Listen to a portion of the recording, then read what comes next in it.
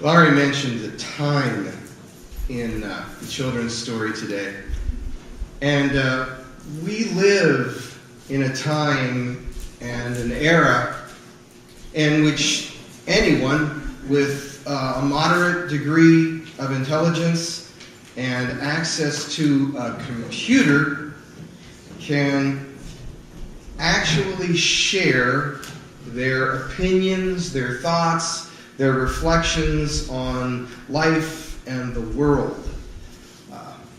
It's something called blogging, or creating a blog. Blog is short for weblog. And if you're not a computer person, this is kind of the equivalent of having your own personal editorial page that you can publish on pretty much as often as you want to.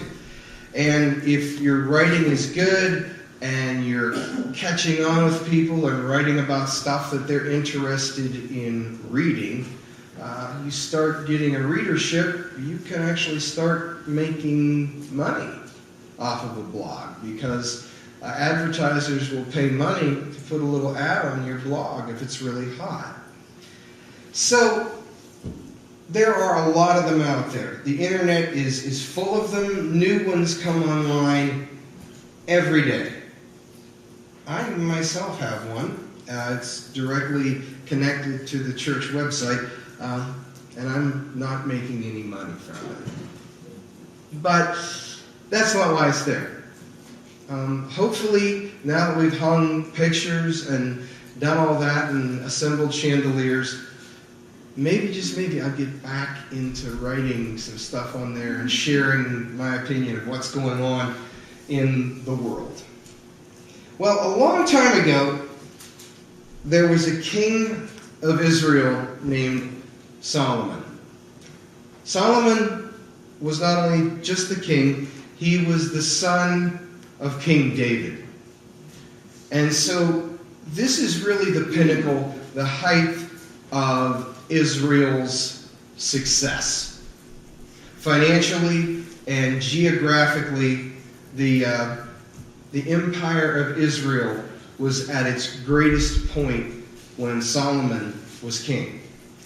And Solomon was so wealthy that even by today's standards in 2016, if we looked at the wealth of Solomon, it would be way up there, like Bill Gates wealthy. Okay? So that is the position that Solomon lives in. Wealth, success, power, and he's known for wisdom. If you remember well the story of Solomon, maybe you do, maybe you don't, because we're all at different points in our spiritual growth and our spiritual development here. But when Solomon became king, God pretty much said, "What do you need to be king?" And Solomon said, "Wisdom." He didn't ask for gold and diamonds and power. He asked for wisdom. And so God was very gracious and poured the wisdom on Solomon. Now, Solomon still made some pretty big mistakes later in his life. But the book of Ecclesiastes, Solomon wrote when he got a little bit older, a little bit wiser, and started to reflect back on his life and look forward to what was ahead. And he wanted to record this wisdom. So he starts writing. And if he was living here today, maybe he would start blogging and sharing his wisdom and his observations of the world with us. Back in his day, there, of course, was no way for anyone to have a platform like that. But he had a parchment, and he was a king. So, from that position in life, he was able to write something that we would have preserved and that we would have access to, and some others would have had access to back in those days. So, he writes something that's pretty unique as far as a literary style from the Bible. Pardon me, I need to hydrate. So, the style of literature in the book of Ecclesiastes is actually called pessimism literature. Yeah, pessimism. And let me just clarify something here. Just check with my English teacher wife. Ecclesiastes, correct? Yes. Okay.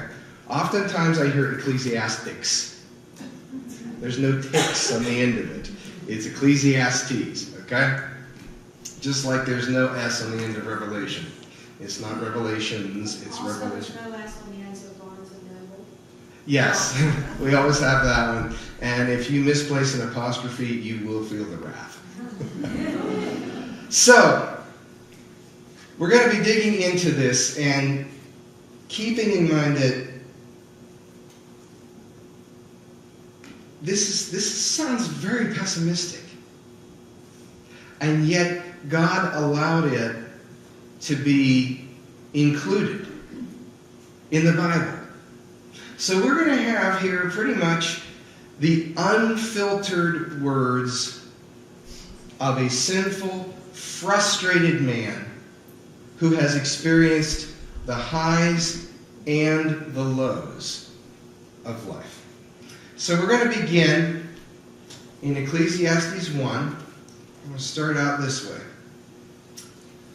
Okay, the words of the preacher, the son of David, king in Jerusalem.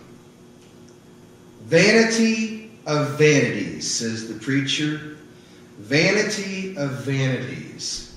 All is vanity.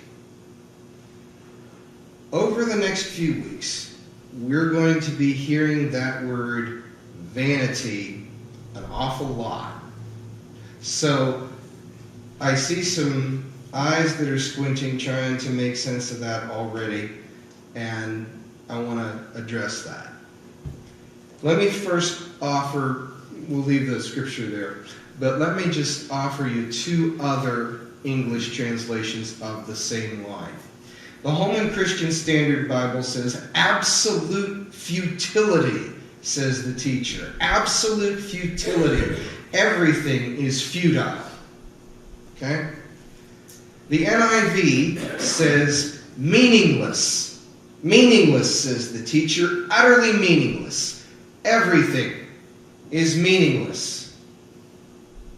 I'm starting to feel a little bit of that pessimism coming in there. So if we say vanity or absolute futility or meaningless, what we are doing is we are trying to find an English equivalent for the Hebrew word habel.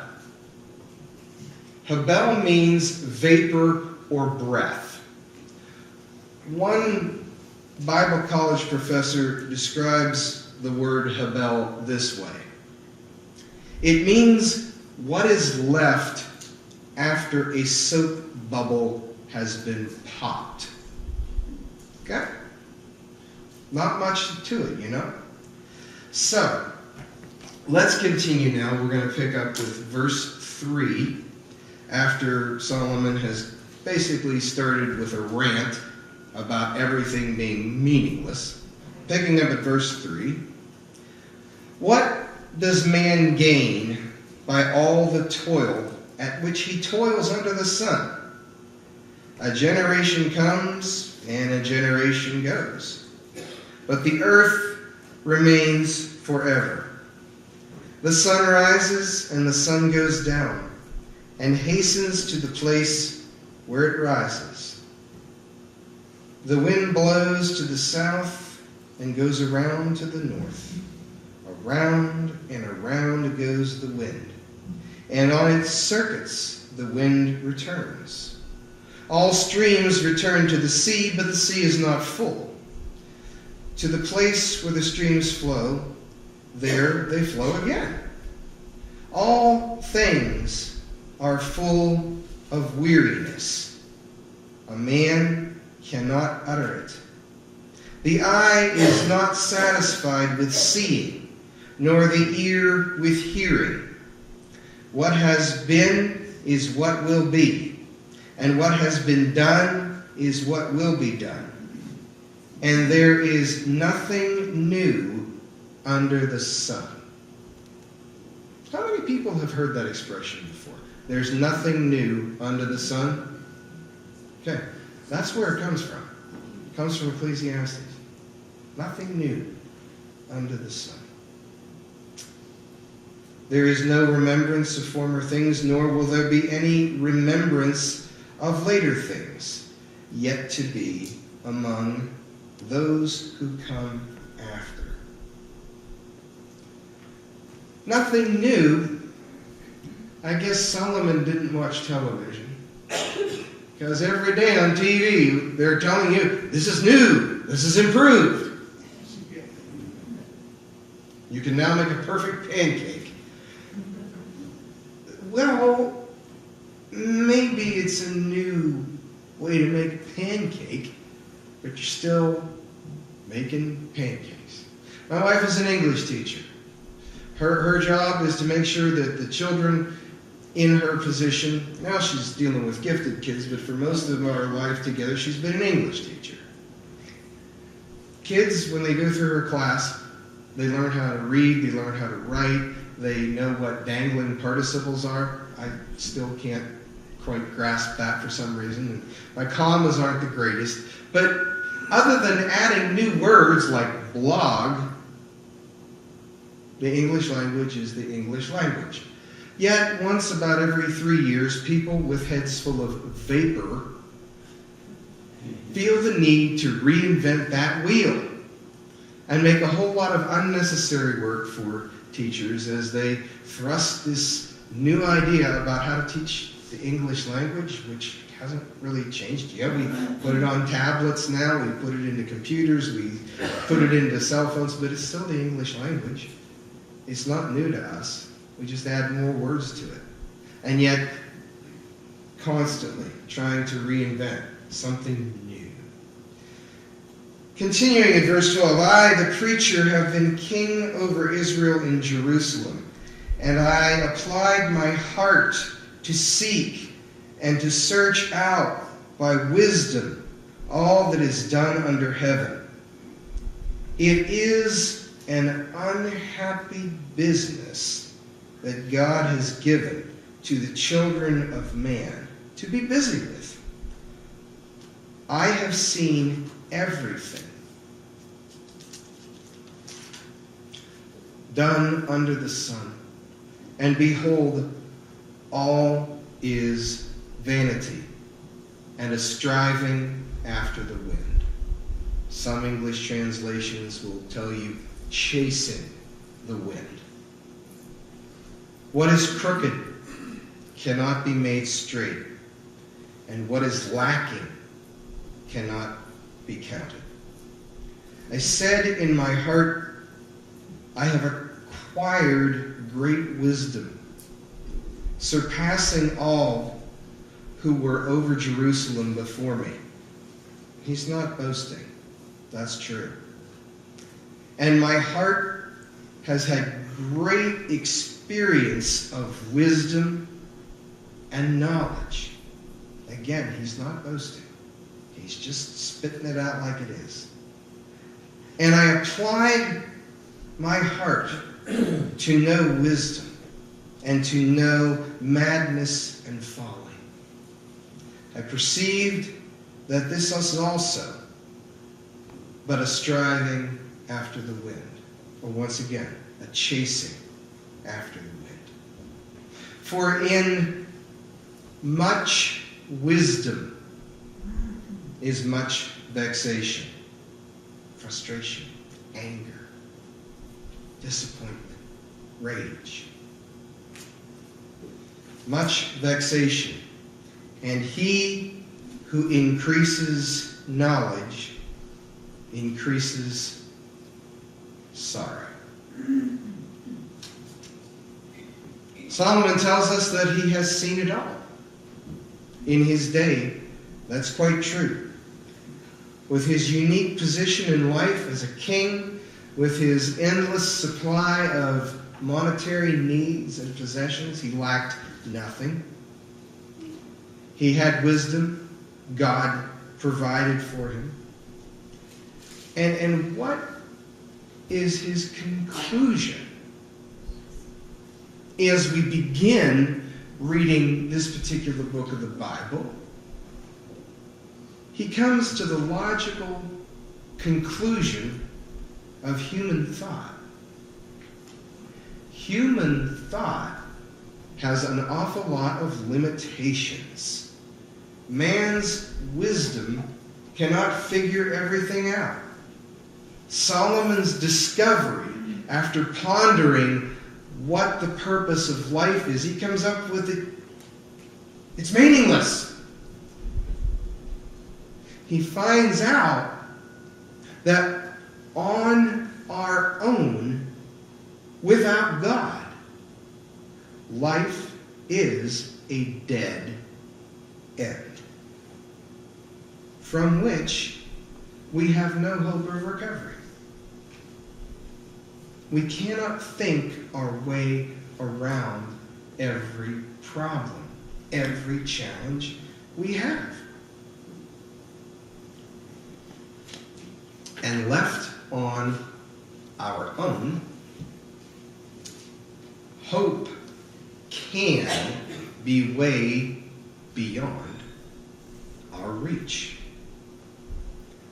All right. So why did God allow Solomon to put all of this bleak pessimism in the Bible? Have you ever felt like your life was meaningless? If you have, you're not alone. The person who was king of Israel, who God knew would be king of Israel, he concluded that his life was meaningless. So, if we as Christians are actually feeling that way and feeling that I'm chasing the wind, that my life is futile, that there's not much meaning in what I'm doing, okay. Let's stop pretending. Okay? Because if we're pretending that everything is great in our life,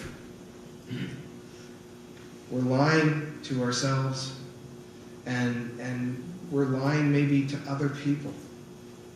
And I'm not encouraging us all to turn into a bunch of gloom and doom, all we ever think is pessimistic thoughts kind of people. But what I do want to say, again, I come back to that expression that we've been using over the last 6-8 months here. It's okay if you're not okay.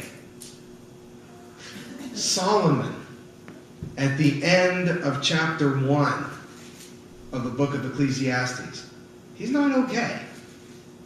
He has everything. And yet he's still, based upon the acquisition of everything and his wisdom and his reflection, he is concluding that life is meaningless. And if you'll pardon the expression, if we try and sell Christianity, so to speak, as the answer and the solution to every problem, and if you just give your life to Christ, you're going to be happy for the rest of your days, we would be very guilty of false advertising. Not that advertising is the way to do it anyway. But the reality of it is this. God does not get us around the difficult things. God helps us get through the difficult things. So if you're in a season of difficulty, take heart. Godly people before you have also gone through times of great difficulty. That's why we're not going to stop this line of thought just at the end of chapter 1, rather, in Ecclesiastes. In the nothing new under the sun category, let me offer you down through history some positions that kind of match up with Solomon. There was a Jewish scholar named Ecclesiastes who described life this way. It is a blister on top of a tumor and a boil on top of that. How's that for pessimism? Carl Sandburg, the poet, wrote, "Life is an onion. You peel it off one layer at a time, and sometimes you weep." Playwright George Bernard Shaw offers us, "Life is a series of inspired follies." Then there's an expression that has really caught on, and I don't know who to credit it for, but let me say that I've heard it a lot. Life is a word that rhymes with which, and then you die. Meaningless. Meaningless. So if I just leave you there, I leave you with no hope. Jesus said in John 10:10, "I came that they might have life, and they might have it more abundantly." As we continue to dig into the wisdom of Solomon, we will learn how to find meaning in the meaningless toils of our lives. Solomon is blunt, and he is unfiltered. But take that to heart, because just like the playwright said, we're going to peel back the layers of that onion. This is a biblical author, a highly successful man who understands the futility and the difficulties of life, and God let him record that and make it a part of Holy Scripture. So it is there for our benefit. Today, we just rip the first layer off the onion, and we find that in the process of doing that, there can be weeping. There can be rotten spots of the onion that we come upon. But we keep peeling. We don't give up. We know how the story ends.